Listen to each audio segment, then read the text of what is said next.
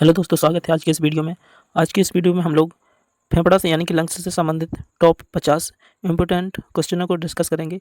So video के and तक जरूर बने रहें और अगर आपने अभी तक हमारे चैनल को सब्सक्राइब नहीं किया है तो सब्सक्राइब जरूर कर लें। चलते हैं, बिना देरी किए हुए स्टार्ट करते हैं। पहला क्वेश्चन है हमारा, फेफड़ों का मुख्य कार्य क्या है। जो फेफड़ा है उसका मुख्य कार्य क्या है। तो फेफड़ों का मुख्य कार्य होता है गैसों का आदान प्रदान करना। तो इसमें ऑप्शन नंबर बी हमारा राइट आंसर हो जाएगा। कौन सा हो जाएगा? Option number B. ठीक है, अगले क्वेश्चन पे चलते हैं। अगला क्वेश्चन है हमारा, मानव शरीर में कितने फेफड़े होते हैं। जो मानव शरीर में फेफड़ों की संख्या कितनी होती है। तो मानव शरीर में फेफड़ों की संख्या 2 होती है। कितनी होती है? 2, यानी कि option number B is the right answer हो जाएगा। अगले पे चलते हैं। अगला क्वेश्चन है हमारा, जो दायां फेफड़ा है उसमें लोब कितने होते हैं। तो दाएं फेफड़े में 3 लोब होते हैं। कितने होते हैं? 3, यानी कि option number C is the right answer होगा। अगले क्वेश्चन पे चलते हैं। अगला क्वेश्चन है, बाएं फेफड़े में कितने लोब होते हैं। जो बायां फेफड़ा है उसमें कितने लोब होते हैं। तो बाएं फेफड़े में 2 लोब होते हैं। कितने होते हैं? 2, यानी कि option number B is the right answer हो जाएगा। अगले पे चलते हैं। फेफड़ों में वायु प्रवेश करने की प्रक्रिया क्या कहलाती है। जो फेफड़ों में वायु प्रवेश करती है उसकी प्रक्रिया क्या कहलाती है। तो कहलाती है श्वास ग्रहण, यानी कि जिसको इनहेलेशन बोलते हैं। जो सांस अंदर लेते हैं तो उसको इनहेलेशन कहते हैं और बाहर सांस बाहर छोड़ने की क्रिया को एक्सहेलेशन कहते हैं, यानी कि सांस त्याग। यानी कि option number B is the right answer हो जाएगा। कौन सा हो जाएगा? Option number B. Option number B is the right answer. ठीक है, अगले पे चलते हैं। अगला है, फेफड़ों में कौन सी गैस ऑक्सीजन के साथ विनिमय करती है, यानी कि उसके साथ रहती है। ठीक है, तो इसका आंसर हमारा हो जाएगा ऑप्शन नंबर बी, यानी कि कार्बन डाइऑक्साइड। यानी कि जो हम सांस लेते हैं उसमें नाइट्रोजन भी होता है, कार्बन डाइऑक्साइड भी होती है। ठीक है, और अगर अंदर देखी जाए तो कार्बन डाइऑक्साइड और ब्लड में मिल जाती है, कार्बन डाइऑक्साइड और ऑक्सीजन उसमें रहती है। क्योंकि हमारे शरीर में नाइट्रोजन को कोई काम नहीं, तो नाइट्रोजन यूज ही नहीं होती, इसलिए ऑप्शन नंबर इसका B is the right answer हो जाएगा। अगले क्वेश्चन पे चलते हैं। अगला क्वेश्चन हमारा, फेफड़ों के को कौन सी झिल्ली का आवरण ढकता है। यानी कि जो इसका कहने का मतलब है, फेफड़ा है ना जो कौन सी झिल्ली से ढके रहते हैं। फेफड़ा कौन सी झिल्ली से ढके रहते हैं। तो फेफड़ा प्लूरा, जो झिल्ली से ढके रहते हैं उसको प्लूरा बोलते हैं। क्या बोलते हैं? प्लूरा, यानी कि option number C is the right answer हो जाएगा। ठीक है, अगले पे चलते हैं। अगला क्वेश्चन है, श्वसन तंत्र का अंतिम भाग कौन सा होता है। यानी कि श्वसन तंत्र का जो अंतिम भाग है वो कौन सा होता है। तो श्वसन तंत्र का अंतिम भाग है ना वो एल्वेओली होता है। जो अंगूर जैसी संरचना हो जाती है उसी को क्या बोलते हैं? एल्वेओली। ठीक है, जो वायुकोष्ठ, जिसको वायुकोष्ठ भी बोलते हैं हिंदी में, यानी कि option number C is the right answer हो जाएगा। ठीक है, अगले पे चलते हैं। अगला है, ऑक्सीजन रक्त में किसके साथ मिलकर परिवहन करती है। जो ऑक्सीजन है किसके साथ मिलकर रक्त में वो क्या होती है? परिवहन, यानी कि एक जगह से दूसरी जगह जाती है। तो किसके साथ? जो ब्लड में पाया जाता है हीमोग्लोबिन। क्या होता है? हीमोग्लोबिन, इसके साथ मिलकर परिवहन करती है, यानी कि option number B is the right answer हो जाएगा। अगले पे चलते हैं। अगला क्वेश्चन है, एल्वेओली में क्या होता है। जो एल्वेओली है उसमें क्या होता है। तो एल्वेओली में गैसों का विनिमय होता है, यानी कि जो हमारे ब्लड में ऑक्सीजन है वो घुल जाती है, तो गैसों का विनिमय, और खून में से जो वापस कार्बन डाइऑक्साइड आती है उसको बाहर निकाल दिया जाता है। Option number B is the right answer हो जाएगा। अगले पे चलते हैं। फेफड़े किस गुहा में स्थित होते हैं। जो फेफड़े हैं किस गुहा में स्थित होते हैं। तो वक्ष गुहा में होते हैं। किस गुहा में? वक्ष गुहा में। ठीक है, option number B is the right answer हो जाएगा, वक्ष गुहा। अगले पे चलते हैं। अगला क्वेश्चन है, श्वसन दर वैक्स में कितनी बार होती है। जो श्वसन दर है तो जो आपको कहीं कहीं 16 से 18 बार मिलेगा, कहीं कहीं 14 से 18 बार, इसमें 12 से 16 बार। तो इसमें आंसर कौन सा हो जाएगा? 12 से 16 बार। Option number B is the right answer होगा। कहीं कहीं 16 से 18 बार भी मिलता है। कहाँ कितना? 16 से 18 बार श्वसन दर। ठीक है, अगले पे चलते हैं। अगला क्वेश्चन है, ट्रैकिया को सामान्यतः क्या कहते हैं। जो ट्रैकिया है उसको क्या कहते हैं। तो ट्रैकिया जो श्वास नली है उसी को बोलते हैं क्या? ट्रैकिया, यानी कि option number B is the right answer हो जाएगा। ठीक है, अगले पे चलते हैं। अगला क्वेश्चन हमारा, फेफड़े का आकार किस ओर छोटा होता है। यानी कि जो फेफड़े का आकार है किस साइड छोटा होता है। तो जो फेफड़े का आकार है वो बाएं साइड छोटा होता है। जो बायां फेफड़ा है वो छोटा होता है। रीजन क्या है कि बाएं साइड हमारा हार्ट होता है, इस हार्ट की वजह से जो बायां फेफड़ा है वो थोड़ा छोटा होता है। Option number B is the right answer हो जाएगा। कौन सा हो जाएगा? वी, यानी कि बायां। ठीक है, अगले क्वेश्चन पे चलते हैं। अगला क्वेश्चन है, प्लूरा।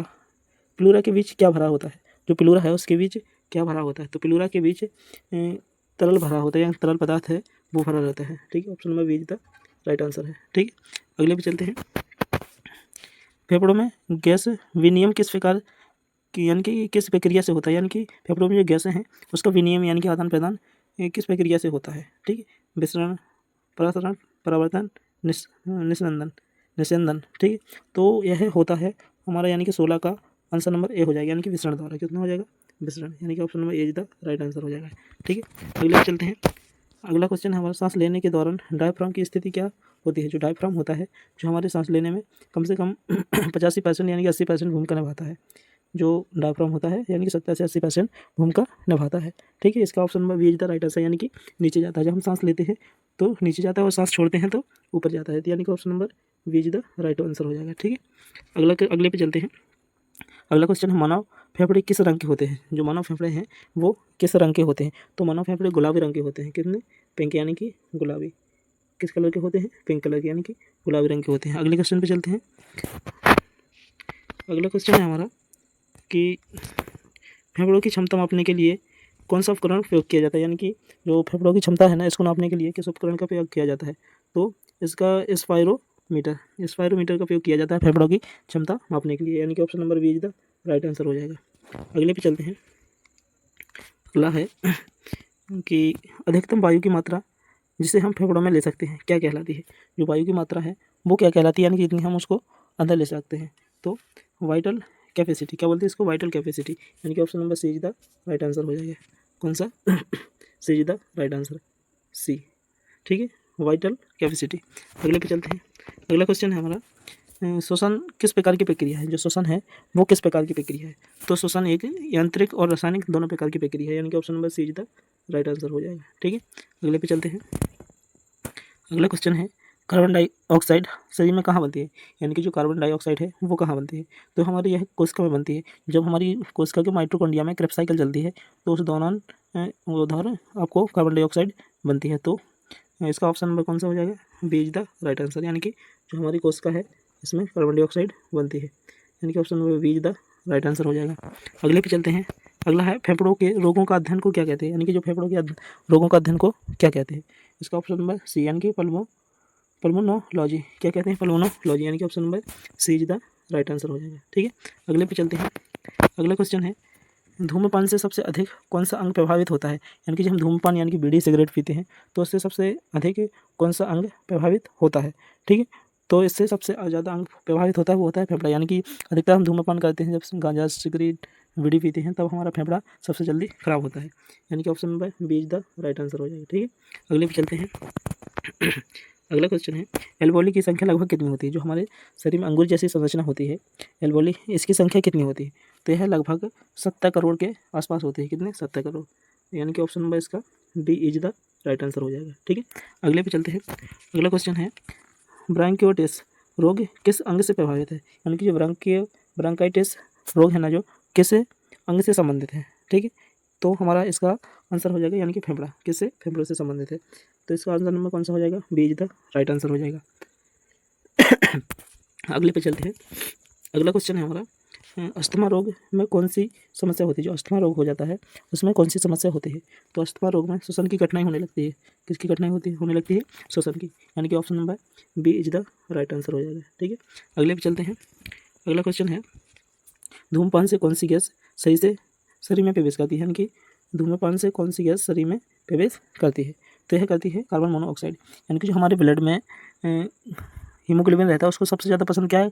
Carbon monoxide. तो इसी कार्बन मोनोऑक्साइड को वो अंदर ले जाता है। ठीक है, तो इसका आंसर हमारा क्या हो जाएगा? Option number A is the right answer हो जाएगा। ठीक है, अगले पे चलते हैं। अगला क्वेश्चन है हमारा, फेफड़ों में धूल जमा होने से कौन सा रोग होता है। यानी कि जब फेफड़ों में धूल जम जाती है तो उससे कौन सा रोग होता है। ठीक है, तो इस रोग को कहते हैं सिलिकोसिस। कौन सा रोग? सिलिकोसिस रोग, यानी कि option number B is the right answer हो जाएगा। ठीक है, अगले पे चलते हैं। अगला क्वेश्चन है, न्यूमोनिया किस कारण से होता है। यानी कि जो निमोनिया है वो किस कारण से होता है। जो निमोनिया है वो छोटे बच्चों में देखा जाता है। किसमें? छोटे बच्चों में, यानी कि बैक्टीरिया के कारण होता है। जो किसके कारण होता है? बैक्टीरिया, यानी कि option number B is the right answer हो जाएगा। ठीक है, अगला क्वेश्चन है, फेफड़े किस प्रणाली का भाग है। यानी कि जो फेफड़ा है किस प्रणाली का भाग है। तो यह श्वसन तंत्र प्रणाली का भाग है। किसका है? श्वसन तंत्र प्रणाली का भाग है, यानी कि option number B is the right answer हो जाएगा। ठीक है, अगले पे चलते हैं। अगला है, फेफड़ों का भार लगभग कितना होता है। यानी कि जो फेफड़े होते हैं इनका भार कितना होता है। तो जो हमारे फेफड़े होते हैं इनका भार होता है, यानी कि 1.3 किलो के लगभग। कितने? यानी कि 1 से 1.5 किलो के लगभग इनका भार होता है। ठीक है, तो इसका ऑप्शन नंबर कौन सा हो जाएगा? D is the right answer हो जाएगा। ठीक है, अगले पे चलते हैं। ऑक्सीजन की कमी से होने वाली स्थिति क्या कहलाती है। यानी कि जब ऑक्सीजन से होने वाली जो स्थिति है उसको क्या कहते हैं। ठीक है, तो उसको कहते हैं हाइपोक्सिया। क्या कहते हैं? हाइपोक्सिया, यानी कि option number B is the right answer हो जाएगा। अगले पे चलते हैं। अगला क्वेश्चन है हमारा, फेफड़ों में कौन सी मांसपेशी है जो श्वसन में मदद करती है, यानी कि कौन सी मांसपेशी है जो श्वसन में मदद करती है। ठीक है, तो ये हमारा ऑप्शन नंबर हो जाएगा बी। कौन सा हो जाएगा? बी, यानी कि डायफ्राम। डायफ्राम हमारे श्वसन में मदद करती है। ठीक है, तो option number B is the right answer हो जाएगा। अगले पे चलते हैं। अगला क्वेश्चन है, एल्वोली किससे बने होते हैं? जो एल्वोली है वो किससे बने होते हैं? तो एल्वोली है पतली झिल्ली से बने होते हैं। किससे बने होते हैं? पतली झिल्ली, यानी कि option number C is the right answer हो जाएगा। अगले पे चलते हैं। अगला क्वेश्चन है, मानव शरीर में श्वसन की क्रिया कहाँ नियंत्रित होती है? मानव शरीर में जो श्वसन की क्रिया है वो नियंत्रित कहाँ होती है? तो यह होती है मस्तिष्क में। कहाँ? मस्तिष्क में। मेडुला ऑब्लिंगेटा एक जगह होती है, वहाँ से श्वसन की जो प्रक्रिया है यानी कि क्रिया है नियंत्रित होती है। Option number A is the right answer हो जाएगा। कौन सा हो जाएगा? ए इज द राइट आंसर हो जाएगा। ठीक है, अगले पे चलते हैं। अगला क्वेश्चन है हमारा, फेफड़ों में रक्त लाने वाली धमनी कौन सी है? जो फेफड़े में रक्त लाती है उस धमनी को क्या कहते हैं? तो यह धमनी होती है पल्मोनरी धमनी। कौन सी? पल्मोनरी आर्टरी भी बोलते हैं इसको। ठीक है, option number A is the right answer हो जाएगा। ठीक है, अगले पे चलते हैं। अगला क्वेश्चन है हमारा, फेफड़ों से रक्त बाहर ले जाने वाली नस कौन सी होती है? ठीक है, जो फेफड़ों से बाहर जो रक्त लाती है उस नस को क्या कहते हैं? तो उस नस को हम पल्मोनरी वेन कहते हैं। क्या कहते हैं? पल्मोनरी वेन, यानी कि option number A is the right answer हो जाएगा। ठीक है, अगले पे चलते हैं। अगला क्वेश्चन है हमारा, कौन सा तत्व फेफड़ों में ऑक्सीजन बांधने में मदद करता है? यानी जो कौन सा तत्व है जो फेफड़ों में ऑक्सीजन को बांधने में मदद करता है? ठीक, 39 का वी। ठीक, तो इसमें लोहा है ना जो ऑक्सीजन यानी कि फेफड़ों में ऑक्सीजन को बांधने का कार्य करता है। ठीक, अगले पे चलते हैं। अगला क्वेश्चन है, फेफड़ों में ऑक्सीजन की अधिकता से कौन सी स्थिति होती है? अगर फेफड़ों में अधिक ऑक्सीजन हो जाए तो उसमें क्या होने लगता है? ठीक है, तो उसको बोलते हैं हाइपर ऑक्सीया। क्या बोलते हैं? हाइपर ऑक्सीया, यानी कि option number B is the right answer हो जाएगा। अगले पे चलते हैं। अगला क्वेश्चन है, सांस छोड़ने की प्रक्रिया को क्या कहते हैं? जो सांस छोड़ने की प्रक्रिया है उसको क्या कहते हैं? तो उसको कहते हैं श्वास त्याग, यानी कि एक्सहेलेशन। सांस अंदर लेने की क्रिया को इनहेलेशन बोलते हैं और सांस बाहर छोड़ने की क्रिया को एक्सहेलेशन बोलते हैं, यानी कि option number B is the right answer हो जाएगा। ठीक है, अगले पे चलते हैं। अगला क्वेश्चन है हमारा कि जो कौन सी गैस श्वास त्याग के समय अधिक मात्रा में निकलती है? यानी कि कौन सी गैस है जो हम सांस त्यागें तो अधिक मात्रा में निकलती है? यानी कि कार्बन डाइऑक्साइड एकमात्र ऐसी गैस है जो हम कम लेते हैं और बाहर ज़्यादा मात्रा में निकलती है। अगर हम नाइट्रोजन 78% लेते हैं, 78% बाहर निकलती है। ठीक है, इसके बाद हमारे जो ऑक्सीजन लेते हैं वो ज़्यादा मात्रा में लेते हैं, कम मात्रा में निकलती है, यानी कि कार्बन डाइऑक्साइड इसका आंसर राइट आंसर हो जाएगा, यानी कि option number B is the right answer हो जाएगा। ठीक है, अगले पे चलते हैं। अगला क्वेश्चन है हमारा, अगला नंबर 43 नंबर। ठीक है, इसको देखते हैं। फेफड़ों की बीमारी टीबी किस जीवाणु से होती है? यानी कि जो टीबी की बीमारी है वो किस जीवाणु के कारण होती है? ठीक है, तो यह बीमारी होती है माइकोबैक्टीरियम ट्यूबरकुलोसिस। ठीक है, इसके कारण हमारे जो फेफड़ों में है वह बीमारी होती है टीबी, यानी कि ऑप्शन नंबर बी। कौन सा हो जाएगा? B is the right answer हो जाएगा। ठीक है, बी। अगले पे चलते हैं। अगला क्वेश्चन है हमारा, धूम्रपान से कौन सी गंभीर बीमारी होती है? यानी कि धूम्रपान जो हम लोग बीड़ी सिगरेट गांजा जो लोग पीते हैं उससे कौन सी बीमारी होती है? तो उससे जो बीमारी होती है होता है कैंसर। तो वैसे ही आप लोगों ने देखा होगा कोई भी तम्बाकू वगैरह हो, वही तम्बाकू किसमें भरी होती है? सिगरेट बीड़ी में। तो तम्बाकू से क्या होता है? कैंसर होता है। क्या होता है? कैंसर, यानी कि option number A is the right answer हो जाएगा। कौन सा हो जाएगा? ए। अगले पे चलते हैं।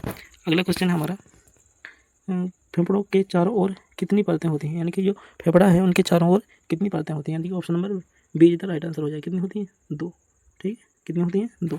अगले पे चलते हैं। अगला क्वेश्चन है हमारा, जो श्वसन का रासायनिक सूत्र क्या है? जो श्वसन है इसका रासायनिक सूत्र क्या है?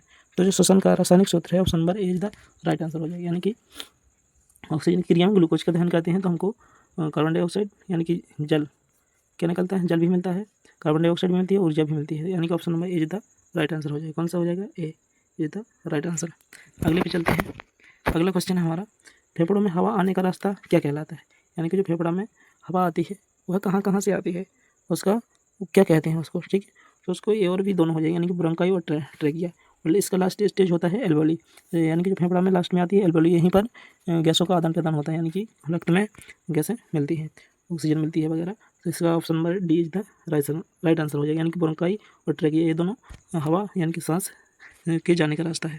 अगला क्वेश्चन है हमारा, अगला है फेफड़ों की आंतरिक सतह को कौन सा द्रव नम बनाए रखते हैं? यानी कि कौन सा द्रव है जो उसकी सतह को नमी बनाए रखता है? ठीक है। तो इसका option number A is the right answer, यानी कि म्यूकस, यानी कि जहाँ भी चिकनी सतह होगी, यानी कि चिपचिपाहट होगी, वो क्या होगा, वहाँ म्यूकस जरूर होगा, यानी कि option number A is the right answer हो जाएगा। ठीक है, अगले पे चलते हैं। अगला क्वेश्चन है, इंसान के फेफड़ों में कितने करोड़ एल्वेओली होती हैं? कितनी करोड़ होती हैं? तो अभी हमने पढ़ा है लगभग कितने, 70 करोड़। कितनी होती हैं? 70 करोड़, यानी कि option number C is the right answer हो जाएगा। ठीक है, तो हमारे फेफड़ा में कितने, 70 करोड़ एल्वेओली होती हैं, जिसको हम बायोकोस्ट भी बोलते हैं इंग्लिश में, हिंदी में। ठीक है, वो इंग्लिश में बोलते हैं एल्वेओली। अगले पे चलते हैं। अगला क्वेश्चन है हमारा, सांस लेने और छोड़ने की प्रक्रिया को मिलाकर क्या कहते हैं? जो सांस लेने और सांस छोड़ने की प्रक्रिया को क्या कहते हैं? तो यह कहते हैं एक श्वसन चक्र, यानी कि पूरा चक्र कंप्लीट हो जाता है। एक बार हम सांस लें उसी को छोड़ दें तो एक चक्कर पूरा हो जाता है, इसी को बोलते हैं श्वसन चक्र। क्या बोलते हैं? श्वसन चक्र, यानी कि option number A is the right answer हो जाएगा। ठीक है, तो यह हमारे सीरीज का अंतिम और लास्ट क्वेश्चन था। तो अभी तक आपने अगर हमारे चैनल को सब्सक्राइब नहीं किया है तो सब्सक्राइब जरूर कर लें